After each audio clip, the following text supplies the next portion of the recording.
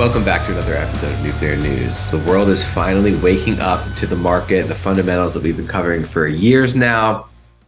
And so the real question is, what is next for this space? Because everything is pumping, right? Investors are starting to get wealthy. So we really got to understand what is going on in this space. And we're going to dive through the news. But first up, price action. Sprott Uranium Miners ETF year to date up 44%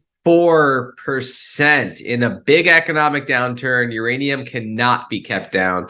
The S&P 500 only up 13%, taking a dip last week, right? Now, why is this happening? Well, let's just zoom out, look at the price of uranium. Obviously, right now, the price of uranium is skyrocketing. Looks like it's on its way to new highs. Now, zooming out, what this chart shows is the early stages of the adoption of a brand new revolutionary fuel, which is uranium, which powers nuclear power. So we have fits and starts along the way as the technology matures. We have an explosion at Chernobyl in 1986. We have the Fukushima disaster in 2011, both halting the renaissance of nuclear. The technology has improved. These things operate extremely well. If you actually look at the accident rate, when was the last time you heard of an accident happening in a nuclear reactor, right? They're operating as reliably as toasters at this point, extremely well regulated. And so humanity's gotten its act together. We're undergoing a new renaissance, and now it's just off to the races. Now, in order to really understand what is next for the price of uranium, we have to look at, obviously, the supply-demand fundamentals long-term. Now, let's take a look at this chart, which is the supply-demand fundamentals of uranium. So from Tribeca Investment Partners, WNA, World Nuclear Association, Nuclear Fuel Report 2023. You can see where we are right now in 2023, right? So there's going to be some supply coming online. But based on all available information right now, there's going to be a massive long-term deficit in the supply of uranium. We have the upper scenario demand, which is most likely given what I'm about to cover in terms of what's next for the world energy story. The lower uranium demand, still positive, and then the reference scenario demand, right? That is another conservative estimate. Obviously, it doesn't factor in all the U-turns, all the new information that is constantly coming onto the scene about how new countries, new companies, new use cases are coming to the space. Small modular reactors, right? So this is the price of uranium now. These are the supply-demand fundamentals in the future. The World Nuclear Association cannot find where this new supply is going to come from over the next decade to meet the burgeoning demand. That is incredibly bullish for the long term. This comes from the Wall Street Journal. The market is now needing new production again, but the lead times for that to happen will not occur quickly or easily, says Amir Nadi, chief executive of Texas-based Uranium Energy. Traders say utilities have dashed to lock in conversion contracts, driving up the cost. Converted, the only U.S. converter, restarted its Honeywell plant in Illinois in July after a pause of almost 6 years. It has sold out until 2028, people familiar with the matter said, reflecting strong demand. Technical problems such as leaks cropped up during the reboot, a sign of the difficulty the industry faces in finding top gear after a period of stasis. There's a shortage of uranium at a global level, but it's particularly pronounced in the Western-aligned countries. Uranium bought today will power nuclear plants from 2026 and beyond, which is when traders expect demand to start booming. That's why we cover all these stories about the future of uranium, because it impacts today's supply-demand fundamentals, because fuel has to be bought way ahead of time. Utilities are on track to sign contracts for more uranium in 2023 than in any year since 2012, according to analysts at Jefferies. Traders say that makes this rally more durable than a run-up led by financial players in 2021. The effect of that flurry of buying lingers, however.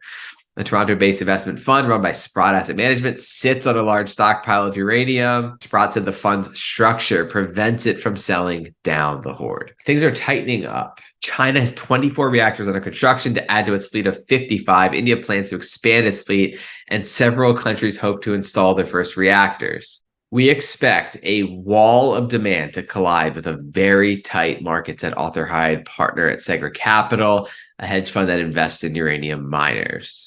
We start looking at these things in concert. It has the potential to really move the price where it should be, which is at 70 or north of 70, to get additional production coming in to the market, said Mark Chalmers, CEO of Energy Fuels. So these are the facts. These are the fundamentals of the uranium market. What they're proving out is that we are in the early stages of the supply crunch that we've been talking about, right? That's what this chart is showing. We're in the early stages of a massive multi-decade supply crunch in the uranium fuel, right? And so when you look at this chart, you do realize that there's potentially more upside in the long term. Now, obviously, there's volatility. Nothing goes up in a straight line.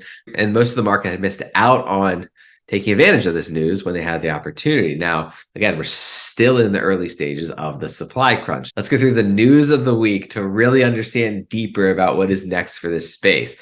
Well, we have China's CNNC holding joint meetings with Kazakhstan to build closer ties on joint development of nuclear energy from reactors to uranium mining. As the world's fastest growing reactor, builders seek to absorb every available pound of U-308 in vast Kazakh reserves. Chairman of China National Nuclear Corps meets with Kazakhstan energy official. China gets it. They are scrambling to procure and secure as much of this fuel as possible. Now, this is my best prediction about what happens going forward.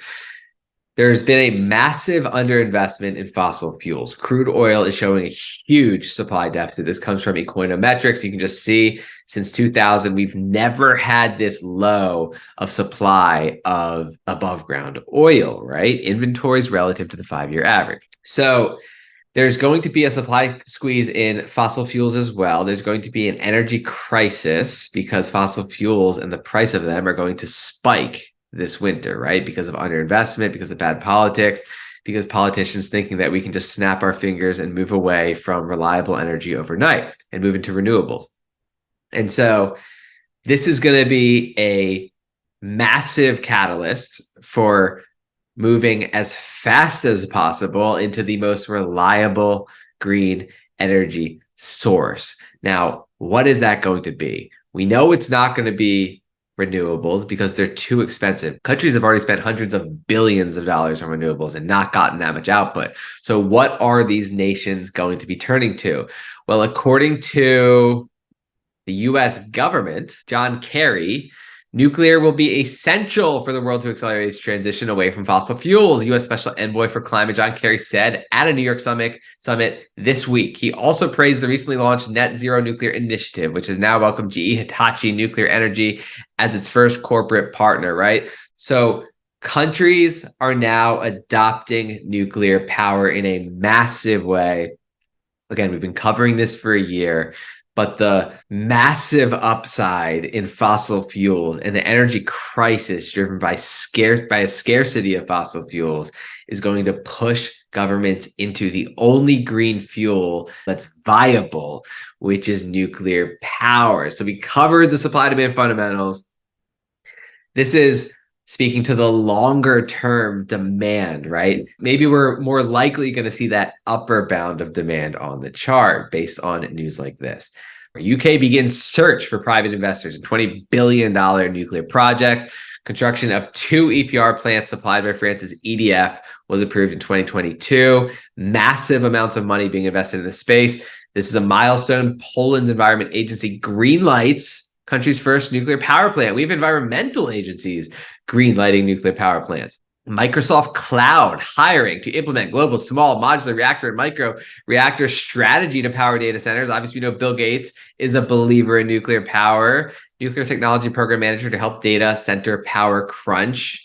Canada offers 3 billion Canadian dollar financing for nuclear in Romania. And this is one of my favorite stories because it speaks to the long-term usage of nuclear power for brand new use cases that aren't even factored into any of these demand models. Maritime industry explores nuclear power for ships as technology opens up. This is a developing story. What if every ship on planet Earth turns to nuclear, right? Remember, energy crisis and fossil fuels, skyrocketing prices, people turning to the only viable green fuel, which is uranium. And so there is a future where every ship and spaceship in the universe is powered by uranium. It's just the natural progression of things. So we're just going to have to keep staying on top of this market to understand exactly what is going on.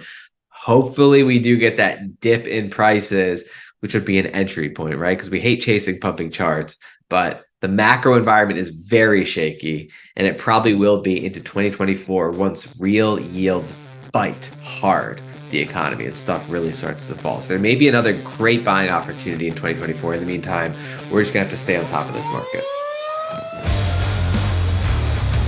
Holding volatile assets in choppy markets requires a touch of insanity. There's a reason that only Jeff Bezos and a handful of other people actually made life-changing returns on Amazon, even though the fundamentals, the growth of the asset were incredible, right? But it goes against human nature to hold on through the thick and the thin and the pain.